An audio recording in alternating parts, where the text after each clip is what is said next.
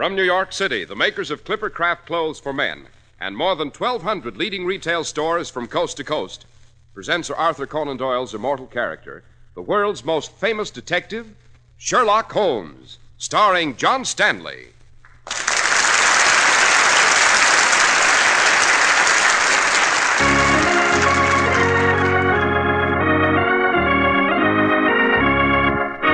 This week's story, The Adventure of the Hangman and the Book. It's rather chilly out here in the park, eh, Holmes? Good thing the gendarmes brought along torches. It's terribly dark. This way, Watson. Follow the inspector. There, Monsieur Holmes. Just before you. In the torchlight. Aha. The dead body, hung from the limb of the tree and dancing grotesquely in the wind.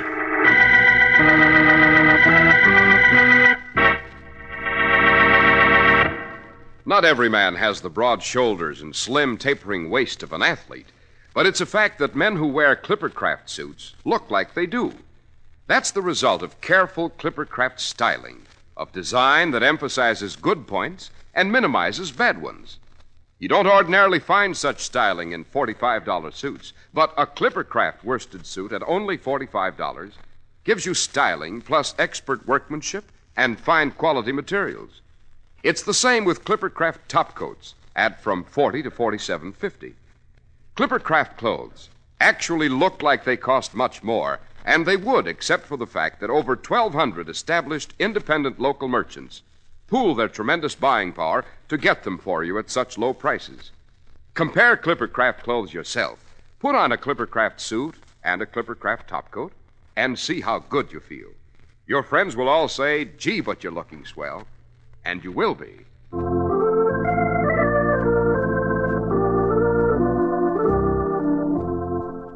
Now, Dr. Watson, we await our rendezvous with the adventure of the Hangman and the Book. It was at the turn of the century, Mr. Harris.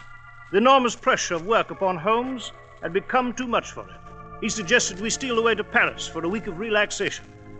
Holmes and I were in Paris at our hotel when this criminal began his operations. It was at the Bon Temps bookstore, a world-famous Parisian shop noted for its collection of rare works.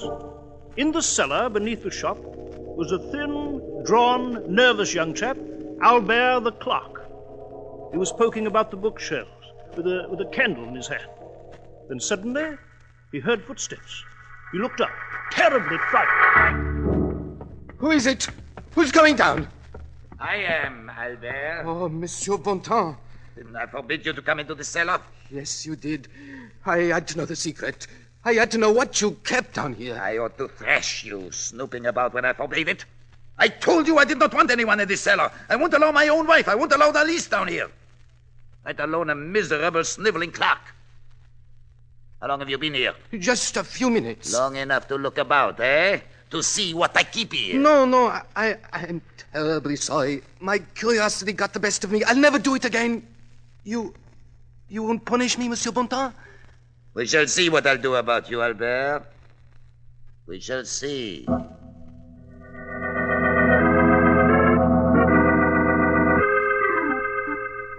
Is the shop closed, Marcel?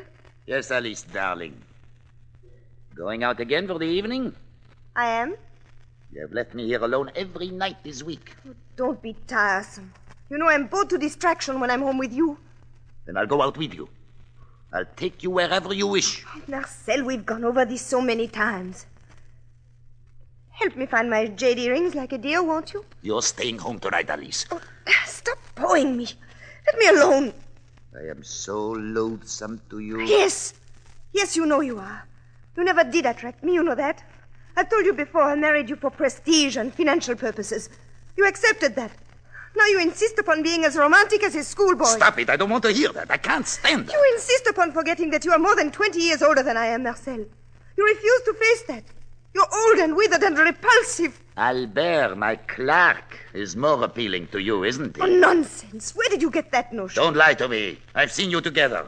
After you thought I left the store, I saw you take him upstairs to the apartment. Just to chat. Oh, really? Get out of my way, Marcel. I'm late. Go downstairs to the cellar.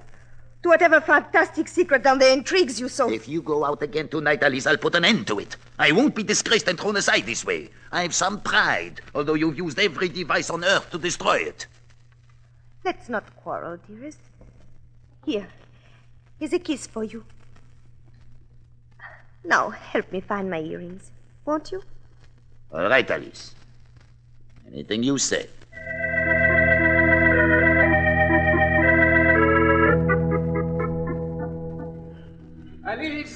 Alice, wait. Yes, Albert. I ran after you to ask if I'll see you tonight, Alice. I waited for you at the cafe last night, but you never came. I shan't see you anymore, Albert. Except at the shop, of course. On business. You what?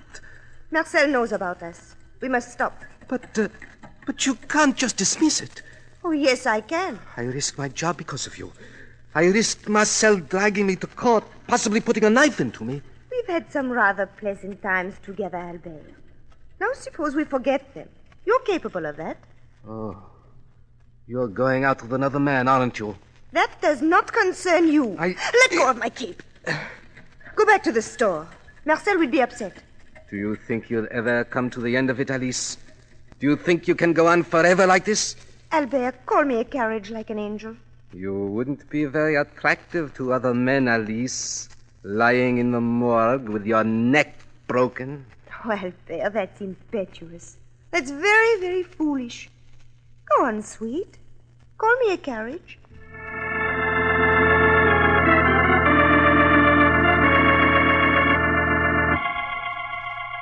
Who is there?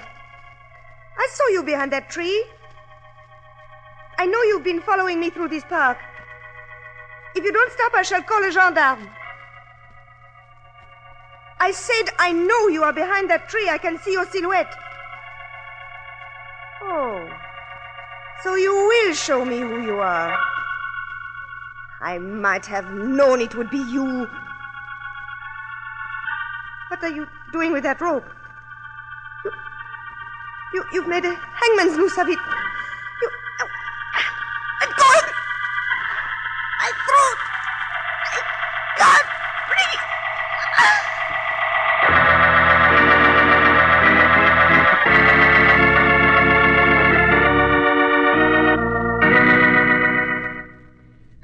We of the Sûreté, the French police, we are delighted to have you with us in Paris, Monsieur Holmes. Thank you, Inspector. Your accommodations here at the hotel are satisfactory? Quite. We're very comfortable, Inspector. Enjoying our visit immensely. Superb, Dr. Watson. I am happy you have relaxed, Monsieur Holmes, because, 1,000 apologies, the relaxation is over. Precisely what do you mean, Inspector? Just a few moments ago, a gendarme discovered the body of a woman hanging in the Tuileries. She had been hung to a tree by a rope. Routine police matter. Ordinarily, Monsieur Holmes, yes. However, the case is most extraordinary. The woman was the wife of Marcel Bolton, the distinguished owner of the Bolton bookshop. Really? I know Marcel. Remarkable shop, one of the best. Marcel and I correspond frequently. Monsieur Holmes, the journalist will create a great crisis over the death of Madame Bolton. I must find the killer immediately. I need your help, monsieur. Have you questioned Marcel, her husband? Well, as best we could. He is grief-stricken. Where's the body? Well, I have closed the Tuileries, Dr. Watson. I have ordered that the body be left, hanging from the limb, exactly as it was found. It awaits your arrival, Monsieur Holmes. Very wise, Inspector. Oh, then you will help us move toward the solution? I will arrive at the solution, my dear Inspector. Watson, a cab to the Tuileries.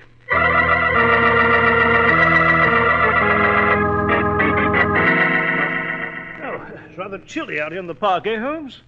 Glad the gendarmes brought torches, too. It's terribly dark. Yes. This way, Monsieur Holmes. You may see the guard we have stationed about that huge tree. Yes. And there, in the torchlight... Aha. Swaying from the limb of the tree, the body of Alice Bonton. Horrifying sight. Let's have a closer look, shall we? Inspector, has Marcel, this dead woman's husband, any notion as to how this occurred? Oh, he is too ill. He is prostrate. It will be a few days before we can question him thoroughly. Uh-huh. What is it, Holmes? What do you see? I see, my dear Watson, that I must pay a visit to Monsieur Charles Guillaume, the eminent French publisher. Yes, but what on earth does he have to do with this grisly crime? More than he would imagine. In the obscure records of that publisher, there's a forgotten entry which contains a clue as to who is responsible for this homicide.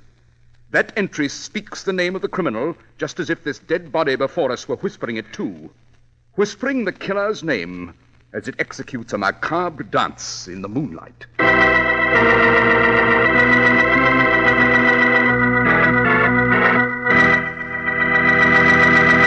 It's pleasant to shop in your local Clippercraft store, wherever you live, because your Clippercraft merchant is an established, substantial hometown businessman who is anxious to win and keep your friendship.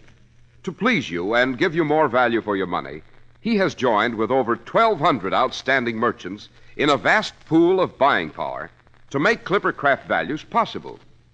Clippercraft genuine worsted suits for $45 and Clippercraft topcoats for $40 to $47.50 would not otherwise be possible. For Clippercraft quality is the traditional quality of New England, the same careful craftsmanship that built the famous Yankee Clippers, from which Clippercraft clothes take their name. You can trust Clippercraft clothes, and you can trust the men who sell them. That's why men who know insist on Clippercraft clothes bearing the Clippercraft label.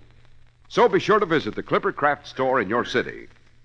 These leading stores in the metropolitan area are proud to add their names to Clippercraft in your suits and topcoats. In Manhattan, John Wanamaker Men's Stores, Broadway at 8th and 67 Liberty Street. Saks 34th, Broadway at 34th. In Brooklyn, Abraham and Strauss. In Newark, New Jersey, Boulevard Men's Shop, Kresge, Newark. And in Jamaica, the B&B Clothes Shop, 16408 Jamaica Avenue.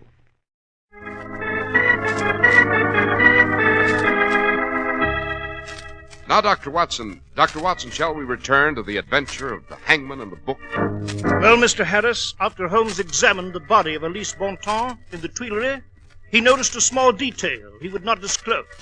Next morning, he dashed to the offices of Monsieur Guillaume, the publisher. He returned with a Cheshire cat's grin that indicated he was close to his prey.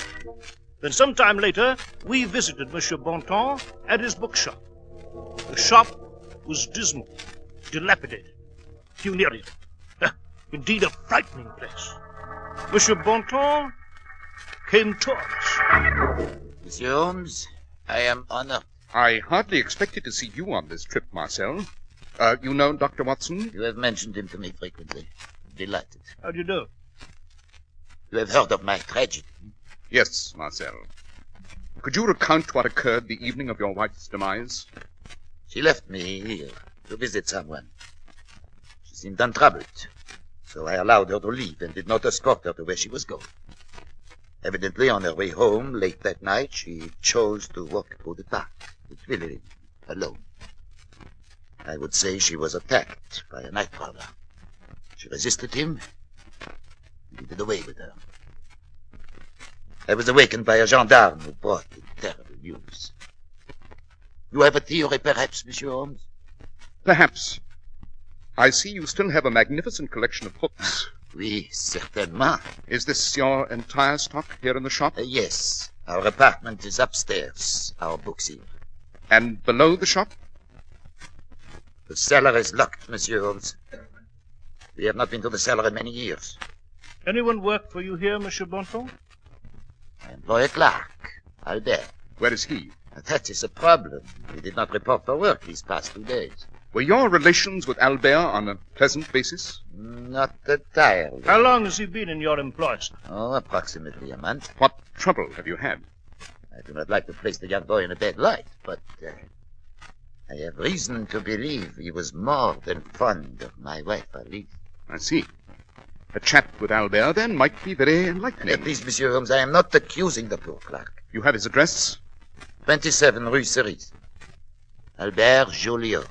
Come, Watson. To talk with the boy? Yes. Perhaps this romantic young clerk, in his leisure moments, is a hangman.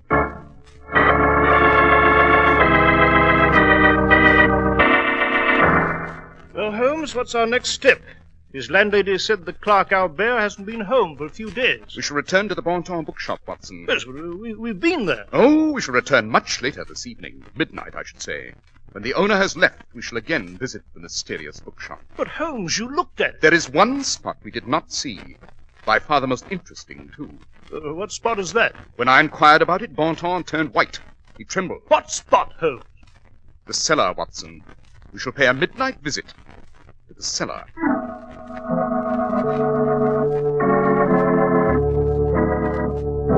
Well, there's the door to Bontemps' cellar, Holmes. It'll be locked, of course. That is why I brought a few instruments with me, Watson, to force the lock. It'll be childishly simple for me. I've made an extensive study of continental locks. Well, here we are. Now... Quietly, Watson. I shall work at the cellar door. You keep an eye out. Yes, right you are. Shouldn't take but a moment. See anyone? Hear anyone? No, all clear. Go on. Simple lock. Just another moment. I hear someone, Holmes, coming down the street. I must finish. Hurry, Holmes, you'll be seen. One more second. There we are. Good. Quickly, the door. Yes. Follow me. Be careful. Rickety wooden steps. Righto. Match, Watson. Light the candle we brought. Yes, certainly. Holmes, what do you expect to find down here? Good Lord, I've never seen so foul and musty a place. You see the rats? The answer is here, Watson. The answer must be here. Yes, but what sort of shocking secret lies in this cellar? I'm looking for it. Looking for it. For what? Listen. Someone's down here. That direction, Watson. Left. Bring the candle. I am not afraid of the dark, Mama. But why is it dark at night? Tell me why it is so dark at night, Mama. It's the clerk, Albert. I know him from his landlady's description. He's been tied up, Holmes. Look, he's bound to that pillar there. Yes, so he has, and apparently he's gone insane. Yes, by Jove, yes, look over his head. Isn't that a form of ancient torture? It is the water method. Accomplished in this case with a large pitcher and a funnel, which is replenished now and then by his captor. Albert was bound to that pillar, but a steady drip of water strikes his head, and he's gone mad. Tortured also by the darkness, by hunger and thirst, and the huge rats against which he's been defenseless. Untie him, Watson. Yes, of course. Just 1 minute. The water. There we are. The water doesn't stop, you see. Only your mind stops. Rats are cruel animals. Perhaps not as cruel as men. They enjoy human flesh. He must be rushed to a hospital. Maybe years before his sanity is restored. Ever. Water is a colorless compound of hydrogen and oxygen. It is very helpful to man. It is beautiful. In the form of mighty oceans, lakes, and rushing rivers. It has many uses. All of them essential to life. Where are you going, Holmes? What are you looking for? Ah, there we are, this shelf. What is it? A book, faded to illegibility in parts, very dusty. A book? The book, Watson. Though not outstanding in this surprising collection, I see. You mean you originally stole into the cellar simply to find that book? Yes. Now we must find Marcel Bontemps immediately. I will spare you the effort, Monsieur Holmes.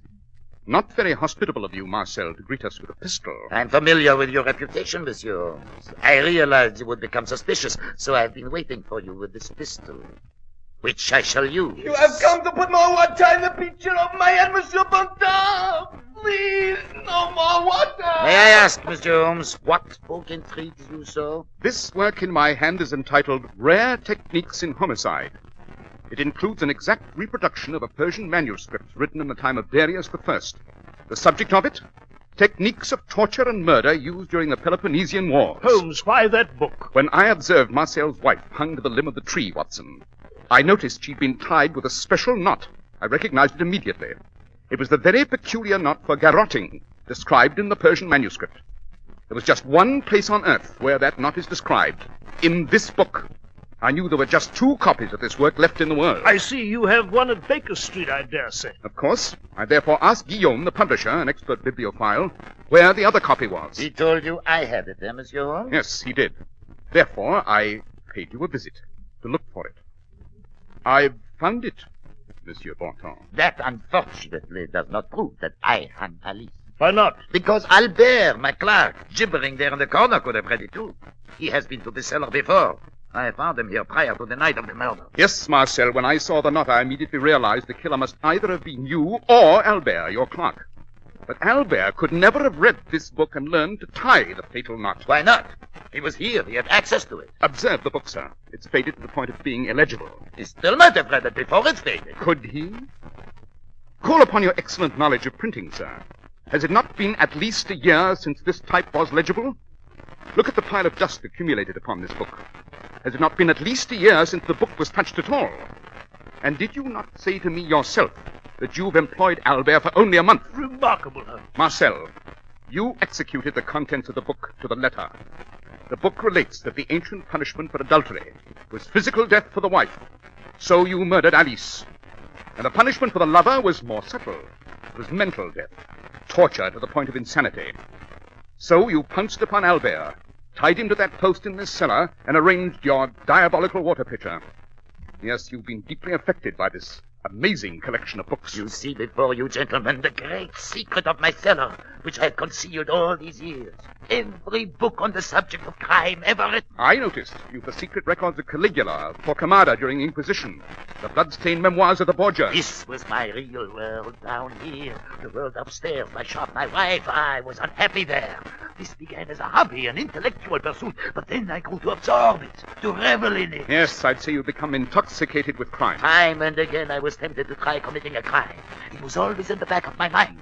Then, when I found Alice was making a puppet of me, when I found how she hated me, when I found out about her and Albert... You satisfied your desire and accomplished what you believed was justice by enacting what you read in this strange book. And now I've a wonderful opportunity to know the satisfaction of committing a great crime, Monsieur Holmes, of killing both of you, and then leaving Albert as I planned to rot away in that corner of my cellar in living death. My own memoirs will be a glorious new addition to my collection. He'll do it, Holmes. He's going to pull that trigger. My leg! Are you all right, Monsieur Holmes? Dr. Watson? Yes, Inspector?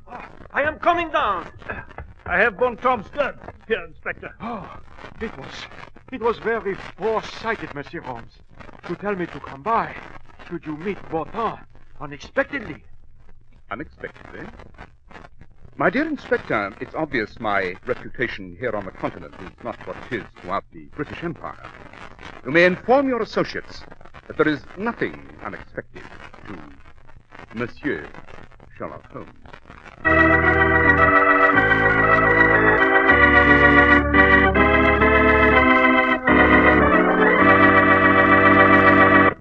Well, Dr. Watson, that was a very thrilling story indeed. Well, I'm delighted that you found the adventure so exciting, Mr. Harris.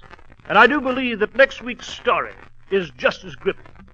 It is called The Adventure of the East End Strangler. It concerns a city in terror, a scream in the night, a bit of blue thread, and an old lover.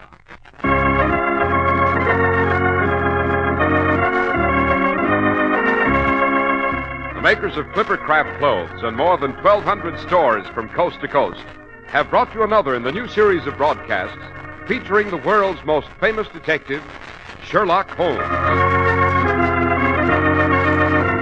Our stories are based upon the character Sherlock Holmes created by Sir Arthur Conan Doyle, and the program is produced and directed by Basil Lochran. Sherlock Holmes is played by John Stanley, Dr. Watson by George Spelton. This week's story was written by Howard Merrill with special music by Albert Berman. If you don't know your Clippercraft dealer, write Clippercraft, 200 Fifth Avenue, New York City. Money can help the fight against heart disease. Send a donation to your local Heart Association campaign or to the American Heart Association, Box 500, New York City. Be sure to listen next week to Sherlock Holmes in The Adventure of the East End Strangler.